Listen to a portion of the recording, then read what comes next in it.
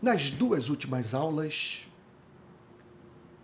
eu pensei num homem se colocando de pé para pregar, olhando para a congregação, tendo uma consciência de tudo o que está envolvido nesse ato de alguém se colocar de pé para se dirigir a seres criados à imagem e semelhança de Deus e que foram comprados pelo sangue de Jesus Cristo a fim de pertencer ao Pai. E esse homem, portanto, ali, de pé no púlpito, após ouvir alguém orar, Senhor, usa o teu servo. E esse homem então se encontra fazendo a seguinte pergunta para si mesmo: por que estou aqui? E eu disse nas duas últimas aulas que há uma resposta que esse homem tem que dar para essa pergunta central, que é essencial para que ele tenha, pela graça, o direito de estar no púlpito. E que resposta é essa? Eu estou aqui porque eu amo o Evangelho. Agora, em segundo lugar, ele deve estar ali porque tem zelo pela glória de Deus. Ele quer que o nome de Deus seja santificado, que ninguém banalize o Criador do universo. E isso pelos seguintes motivos: porque ele tem zelo pela justiça de Deus. Sabe? Porque ele tem anseio por não ver mais no universo foco de resistência à vontade de Deus. Olha só, vamos parar para pensar na oração do Pai Nosso. A pergunta é feita a Cristo, ou melhor, o pedido é feito a Cristo: Senhor, ensina-nos a orar. Aí Jesus começa por dizer: Pai, santificado seja o teu nome. Meu Deus. Quando eu começo a orar, pensando no que estou fazendo, a partir da compreensão de quem é aquele para quem eu estou me dirigindo, meu primeiro pedido é: santificado seja o teu nome.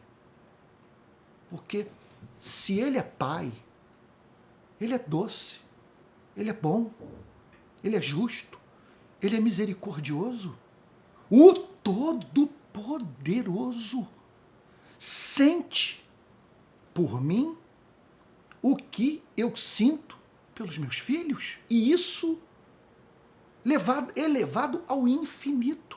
Então eu tenho ciúme dele, eu quero que o nome dele seja santificado. Que todos o honrem, que todos o amem, que todos o sirvam, que todos vivam para a glória da sua santa revelação, o seu nome. Então eu prego porque eu tenho zelo pela justiça de Deus. Eu quero ver homens e mulheres depondo armas, arrependidos dos seus pecados, reconhecendo que o que fizeram foi uma afronta aos céus, que eles participaram de uma rebelião cósmica. Eu quero ver, portanto, esses homens e mulheres confessando as suas iniquidades e dizendo que eles brincaram com os céus, que eles atribuíram a Deus o que deve ser atribuído ao diabo, e que eles não tinham o direito de tratar os que foram criados à imagem e semelhança de Deus da forma como trataram. Então, eu tenho zelo pela justiça de Deus revelada pelo Evangelho de Cristo. Eu tenho zelo por ver essa mensagem honrada, porque ali Deus dá um tratamento para o problema do pecado. E por que o pecado é um problema? Porque uma vez que um ser humano tenha pecado, ele se torna passível de ser julgado por Deus em razão do fato da natureza santa de Deus assim o exigir. Mas essa natureza que exige que o pecador seja julgado é a mesma natureza que o move a amar o pecador. Por isso que o perdão é um problema. Como salvar de maneira justa aquele que pecou? O pregador, ao entender como Deus resolveu esse problema, ele é tomado de zelo pelo Evangelho. Eu quero que todos saibam que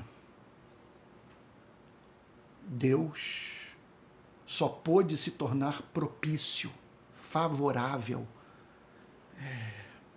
aos seres humanos em razão dele ter punido o pecado dos seres humanos no seu único filho. Não havia outro caminho. Jesus não teria morrido se houvesse uma outra forma de salvação. Então, esse homem também tem zelo.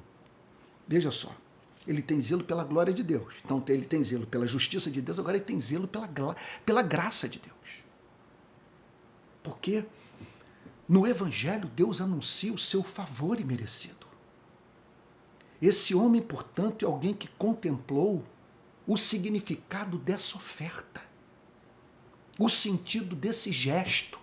É um Deus que olha para os rebeldes e que, em vez de anunciar a sua destruição, revela a esses mesmos rebeldes a intenção de transformá-los em súditos do seu reino, e mais do que isso, em filhos e filhas, perdoando os seus pecados e fazendo-os assentarem-se com ele nos lugares celestiais. Esse homem olha para isso e diz: esse é o sentimento de Deus. Essa é a mensagem que ele quer proclamar ao mundo. E uma mensagem que, para ser proclamada, lhe foi custosa. Eu, portanto, não posso me calar. Ele, portanto, esse pregador, ele se coloca de pé. Ele olha para a congregação. Sabe? Ele se vê ali recebendo a honra de poder ser ouvido, sabe? E é capaz, portanto, de dizer para si mesmo: eu estou aqui. Não porque isso aqui seja um meio de vida. Eu estou aqui não porque isso me oferece visibilidade. Eu estou aqui porque eu tenho zelo pela justiça de Deus. Eu estou aqui porque eu abomino ver seres humanos resistindo à vontade de Deus, não vivendo para a glória do seu nome. Eu estou aqui porque eu tenho zelo pela graça de Deus. Porque se é verdade que ele deu o seu único filho para graciosamente salvar os seres humanos, eu não posso me calar. E essa vai ser a minha mensagem. Em vez de pregar moralidade, em vez de querer a reforma moral do mundo, eu prioritariamente anunciarei esse perdão que viabiliza essa transformação, que torna o planeta um pouco mais justo. E por ele ter zelo pela glória de Deus, ele tem zelo pelo sacrifício de Cristo. Então, em que consiste esse zelo pela glória de Deus? Ele consiste no zelo pela justiça de Deus, ele tem zelo pela graça de Deus e ele tem zelo pelo sacrifício de Cristo. A redenção foi custosa para Cristo. E ele quer anunciar ao mundo que Cristo agonizou pela redenção dos pecadores. Meu Deus. E no mundo de seres humanos tetraplégicos, cegos, de crianças fazendo tratamento para leucemia, no mundo de meninos e meninas pobres morrendo por bala perdida, ou no coração da África, ansiando pelo pão que não lhe chega às mãos. Num mundo como esse, o pregador se depara com a nudez do Filho de Deus, com o seu sofrimento nas mãos das instituições religiosas e nas mãos do Estado. E ele se depara, portanto, com toda a perseguição sofrida pelo Filho de Deus, com a sua tortura e execução por crucificação. E ele diz o seguinte: esse amor sacrificial tem que ser tornado conhecido pelos seres humanos. Essa é a minha mensagem. E por isso, eu me levanto para pregar. É esse zelo que legitima o trabalho do pregador.